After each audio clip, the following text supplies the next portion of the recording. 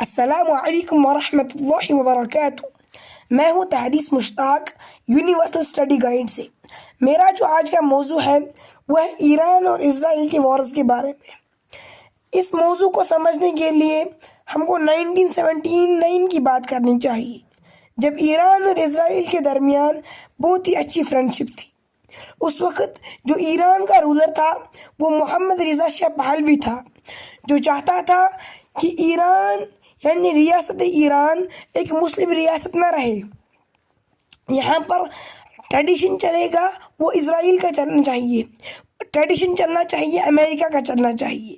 اسی لیے اس چیز کو کرنے کے لیے اس نے اسرائیل اور امریکہ کے ساتھ اچھے اچھے سبند بنائے۔ اس نے ایران سے اسرائیل کو بھی آئل سپلائی کیا اور امریکہ کو بھی آئل سپلائی کیا، مگر اتنا جو کچھ ہے یہ بس چلا اسی سال تک، یعنی 1979 تک یہ کچھ چلا۔ اس کے بعد ایک ٹرننگ پوائنٹ آیا۔ ٹرننگ پوائنٹ یہ آیا کہ اسی رولر یعنی محمد رضا شاہ پہلوی کو ہٹایا گیا اور وہاں پر ایک نیا رولر بن گیا۔ وہ نیا رولر تھا آیت اللہ روح اللہ خامنئی۔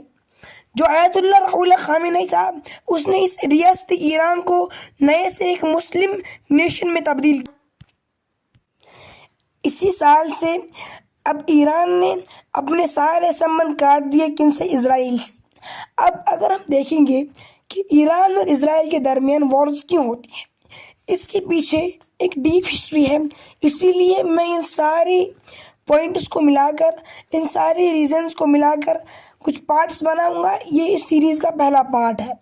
اب اگر میں پہلے ریزن کی بات کروں تو پہلا جو ریزن ہے وہ یہ ہے کہ اسرائیل کو ڈر ہے کہ جو ایران ہے یہ نیوکلیئر ویپن بنانے کی کوشش کر رہا ہے۔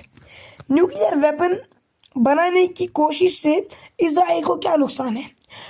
وہ سوچتا ہے کہ اگر ایران نے ایک نیوکلیئر ویپن تیار کیا، اگر اس نے چاہا کہ میں اپنی اس کنٹری کو ایکسپینڈ کروں، ایکسپینڈ کرنے کے لیے وہ اسرائیل کو دھمکی دے گا کہ میں آپ کے اوپر حملہ کروں گا، ورنہ اس حملے کرنے کے علاوہ آپ مجھے اپنی زمین دے دو۔